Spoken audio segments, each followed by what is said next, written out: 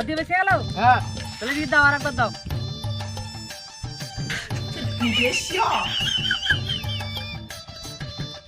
দেখো এবার ঠিক আছে কি?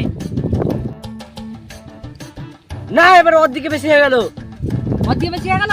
হ্যাঁ দেখি বাবু। তোলা যাবে? ওই ঠিক আছে, তোর ওর দিকে বেশি হয়ে গেল। অতি বেশি গেল আবার? হ্যাঁ ঠিক আছে, আবার দাও।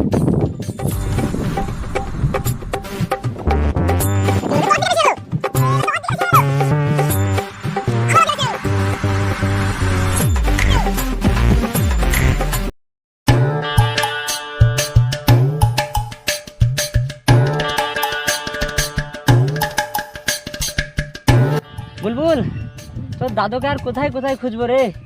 তোর দাদু যে রাগ করে পালিয়ে গেল, এখন কোথায় খুঁজে পাবো এই এত বড় গ্রামে? তোমাকে বললাম দাদু যখন বিয়ে করতে চাইছে তাহলে বিয়ে দিয়ে দাও, বিয়েটা দিয়ে দিলে দাদু আর পালাতো না।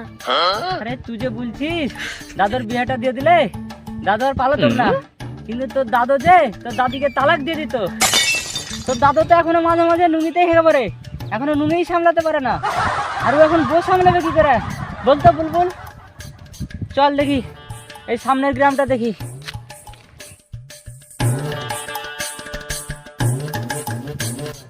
বুলবুল, তুই সঠিক জানিস তো তোর দাদুর জামাই বাড়ি এখানে, আর তোর দাদু জামাই বাড়িতে এসছে? তাছাড়া তো দাদুর জায়গাই নাই, এখানে আসতে হবে। তোর দাদুর যা বুড়া বয়সে জ্বালা রে বুলবুল, এই রোদে আমরা সহ্য করতে পারছি না জানিস। এই রোদে আর কত ঘুরবো এইভাবে? ও দাদা, গরম লাগলে এখানে এসে বসেন।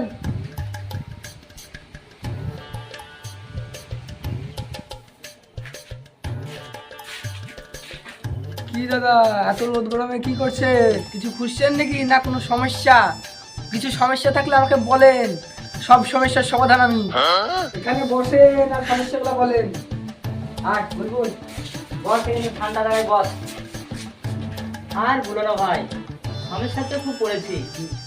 তা আপনি কি কোনো বয়স্ক লোককে এখানে আসতে দেখেছেন? চাচা ধরনের লোক? দাঁড়ান একটু ভাবি। লোকটার কি দুটো কান আছে, দুটো চোখ আছে, একটা মুখ আছে, যে মুখে খালি বড় বড় বড় বড় করে? ভাই তাহলে কি আপনি দেখেছেন? দেখবো না মানে, আমি তো এখানকার সিসিটিভি, আমি সব দেখেছি। কিন্তু মালটাকে একটু টাল টাল লাগেছে। তুমি ঠিকই বলছো, দাদু একটু টাল টাল আছে, কিন্তু তুমি সঠিক বলতে পারছো না। দাদুর কি পাকড়ি আছে? ছিল তো, এই উচ্চ করে একটা সাদা রঙের পাগড়ি ছিল। আরে ভাই তুমি তো তাহলে দেখেছো, তুমি কি বলতে পারবা সে এখন কোথায় আছে? আমি কখন বললাম আমি দেখেছি? আমি তো বুঝাতে চাইছি যে এরকম ধরনের লোক আমি দেখিনি। আরে ভাই তুমি যে বললে আমি দেখেছি। আরে না, আমি এই ধরনের হুলিয়ার লোক দেখিনি। এরকম হুলিয়া বাদে আমি সবাইকে দেখেছি। আচ্ছা ভাই তুমি এ কথা বাদ দাও, এই গ্রামটার নাম কি পাগলপুর? হ্যাঁ পাগল।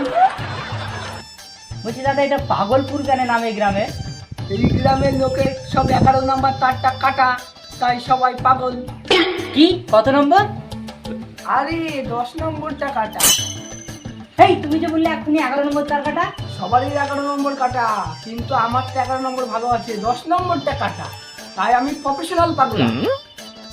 আরে বুলবুল কোন পাগলপুরে এলাম রে, সব পাগলের দল এখানে। আর তোর দাদা তো মানে টাল আছে, এবারে একবারে 1 নম্বর হিট খেলবে যদি থাকে সত্যি করে। ভাই তুমি কি একটা ঠিকানা দিতে পারবা? ওই চাচা যেখানে এসছে না, ওই জামাইয়ের নাম হচ্ছে পাগলা দাসু। তুমি কি ওই পাগলা দাসুর বাড়ির ঠিকানা দিতে পারবা? আলবাত পারবো, পারবো না মানে? আমি তো এখানকার খবরের কাগজ, আমার কাছে রাজনেতা থেকে অভিনেতা সবার খবর পাবো। তাহলে বলো পাগলা দাসুকে কোথায় পাবো? এটা তো সম্ভব নয়। কেন কেন? ধরেন আপনি ওকে খুঁজতে যাবেন আগরতলা, ও থাকবে বাগরতলা। যখন যাবেন তালতলা তখন থাকবে বেলতলা, আর যখন বেলতলা যাবেন তখন থাকবে তেলতলা, আর যখন তেলতলা যাবেন ও থাকবে ভাতাড়িতে। এত ভারী সমস্যা, তাহলে আপনারা দেখা করেন কি করে? সে বড় হিসাব, তার আগে বলেন আপনি কি প্রশাসনকে জানিয়েছেন? কেন? এর জন্য বা প্রশাসনকে জানাতে হবে কেন? এত বড় লোকের একটা খোঁজ করবেন, তা প্রশাসনকে জানাবেন না? অন্তত একটা মেশিন গাড়ি তো করতে পারতেন, আপনাদের চাচা হারিয়ে গেছে।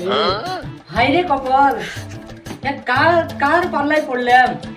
এখন তো কথা হচ্ছিল পাগলা দাসু বলে, এই চাচা থানা থেকে চলে এলো। আপনি কিন্তু যুক্তির প্রশ্ন করেছেন। দাঁড়ান বলছি কাছে দেখে। আপনারা একটু বসে আমি দেখে আসি। দাদাকে মনে হয় আর পাবো না গো, এই পাগলদের সাথে দাদাও মনে হয় পাগল হয়ে যাবে। আরে বুলবুল, ঘাবড়াস না, ধৈর্য ধর, ধৈর্য ধর, ঠিক একদিন পেয়ে যাবো। সামনে গ্রামে যাই দেখি।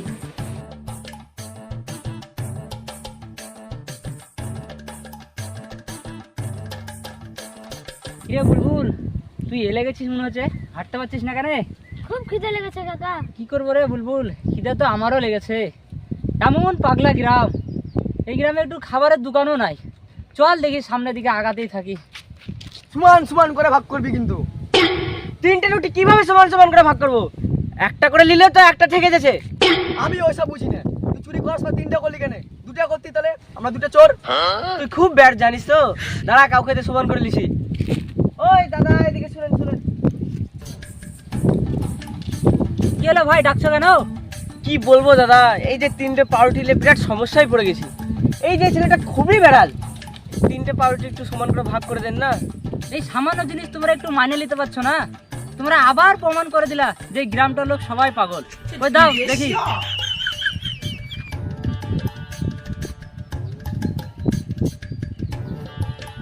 লাও ধরো, লাও ধরো। না, ওর দিকে বেশি হয়ে গেল। অতি বেশি গেল? হ্যাঁ। তাহলে দিদি দাও, আর একবার দাও।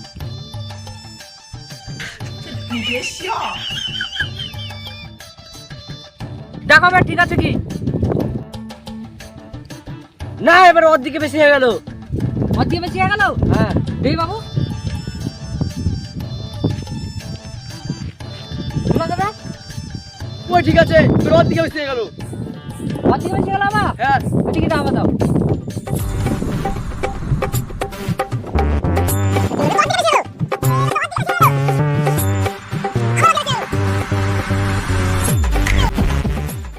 এবার হলো তো সমান সমান? তোমার হাতে ফাঁকা, ওর হাতে ফাঁকা, ব্যাড মিটে গেল। এবার থাকো, আমরা চললাম। কি হয়েছে? তুই যে বেড়াল, দাদা একদম ন্যায্য বিচার করে দিল।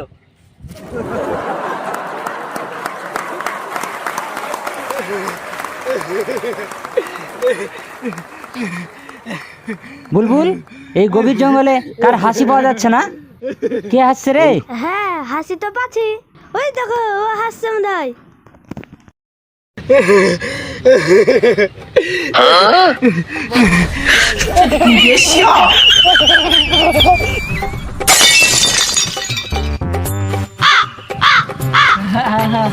আরে তুমি তো সেই গো, তোমার সঙ্গে ওখানে বসে বসে কথা বললাম না?